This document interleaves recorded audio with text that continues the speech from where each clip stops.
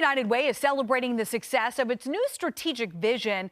10 News reporter Arisha Jones tells us how the nonprofit and organizations are working together to benefit the community.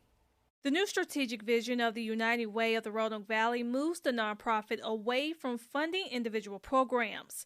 They're now focusing on funding teams of programs working together to solve serious community issues. You got to understand, this was a pretty big risk. Very few other organizations are funding the way we currently are. A risk, she says, is working a year later. It works by grouping several organizations in 3 different social service teams. Each team has a lead organization to work with their partners to provide service to people in the community.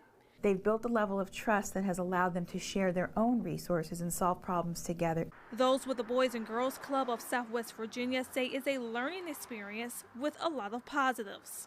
We are working more closely with collaborative partners now than we've ever worked in the past. The strategic vision is part of the goal to elevate 10,000 families out of poverty to self-sufficiency by the year 2030. We have a real target, and in order to get to a real target, you have to have a real strategy, and this is the strategy that we've chosen based on what the community told us that they need. The United Way say despite giving area nonprofits less money, the strategic vision is here to stay. In Roanoke, Arisha Jones, 10 News, working for you.